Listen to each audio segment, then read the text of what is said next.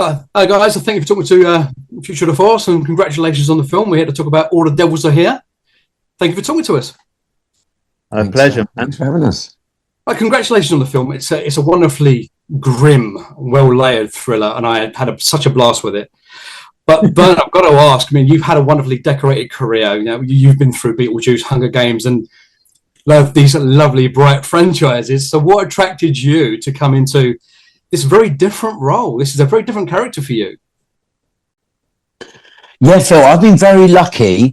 As I said before, you got to work with what God gives you, you know. So these morally questionable characters sometimes come my way, but it was a very strong script immediately from John and Barnaby. That's the initial hook, and then as it sort of gets cast, working with Eddie Marzan, Sam, Tien, Suki, Rory, and the rest of the cast, that really is. Then you go, oh, this could actually be elevated slightly. And become a really, lovely piece of work in the vein of a British crime thriller, and going back and echoing some of the movies of the past that we did so well, you know. Yeah, definitely. I mean, you definitely feel the Britishness all the way through it. It's in its veins. You can feel that, and that's down to you, Barnaby. I would say. I mean, the film is wonderfully rich, but it's a dark timepiece in so many respects. So, why did you choose to set it in the past as opposed to in the present day? Well, it's actually based off. I saw the idea. I was shopping around ideas and scripts and stuff like that. I wasn't getting anywhere, so I came up with an idea. I saw this article in a newspaper, and it was about the Great Train robbery. And it had a photo album of the house they hid out in. And it was like, you always have in your mind, like their getaway house is like, oh, it's going to be like bleak and, and but in the photos, it had like all this flowery wallpaper and it had a, kitchen and everything like that. And what really drew me to it was like, what went on in that house?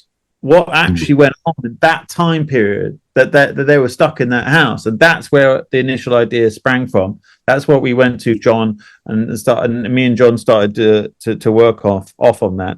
And so when it came to time, it's like we kind of like played around with the time. We didn't want it to be like, right, this is a Great Train. We didn't want anything like that, you know.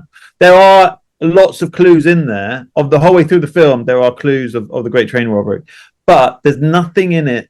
It's not meant to be the time. It's obviously not the train. It's not nothing like that. But the kind of essence of it, I wanted it to also hark back to those like really great English gangster films, those Get Carters, the Long Good Friday, even like and then even give it a little twist, like with the Lady Killers and the Lavender Hill Mob and everything, and Brighton Rock. Those are the things that I wanted to put into this movie. I wanted to make it not just the gangster movies that we had, but I just wanted to have that kind of essence of that of those British gangster movies, Well, it definitely came through. I mean, it feels like it all the way through. I mean, they even had a little bit of Phil Collins Buster in there with the rapport going between everybody. It just resonated so well.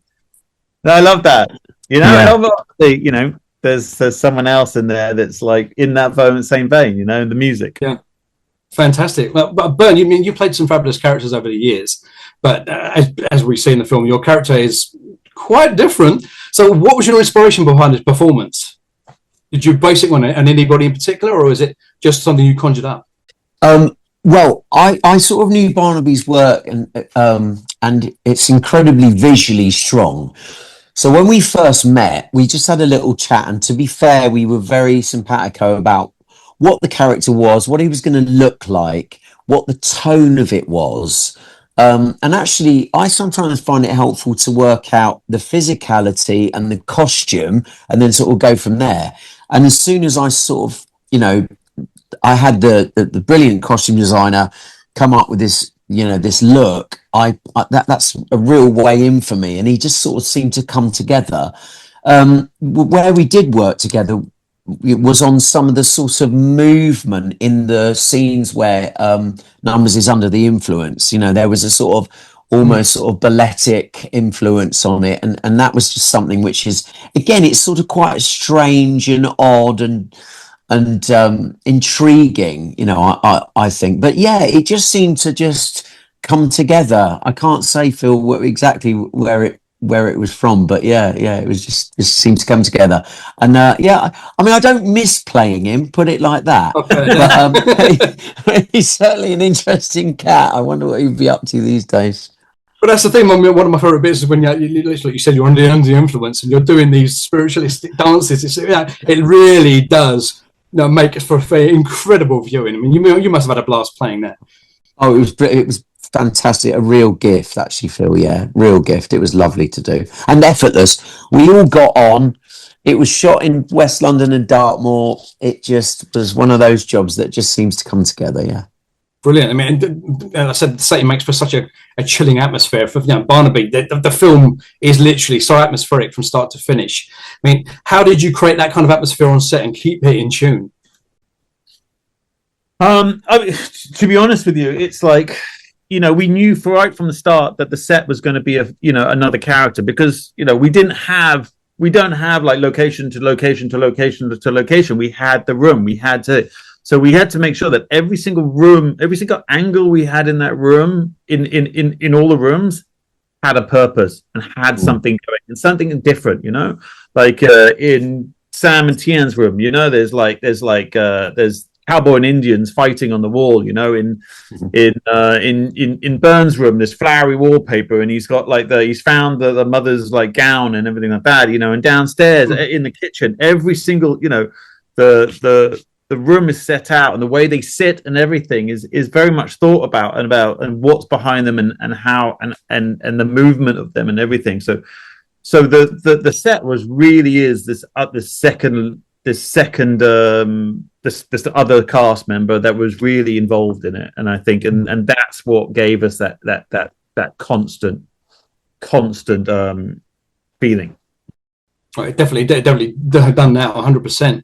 And finally, to both of you, I mean, this film does go to some dark places, but how did you find the balance between keeping that brutal action towards the end and the sharpness of John Dover's screenplay? I mean, how did you find that balance? Well, the thing is, it's, you know, first of all, like, we never, you know, when we ran with this film, we shot it so quickly, and all the actors were so involved and so in it from the word go, that when we got to those harder, tricky shots, and, you know, and at the end and everything like that, we blasted through them, because we already understood, we already all knew of us, saw where we were going, and knew what we wanted. So it was never a question. There was never a, shall we do this or shall we do that? It was all in tune right from the start, and the script never really changed too, even up to shooting day, you know. Oh, fantastic. I'm afraid, guys, that's all we've got time for. So what I'd say is thank you on behalf of the Readers of Future of the Force. It's been an absolute pleasure. Good luck with the film. I loved it. Thanks, Phil. Cheers. Nice to meet you. All the best. Take care. It's a pleasure. See you, mate. Bye, mate.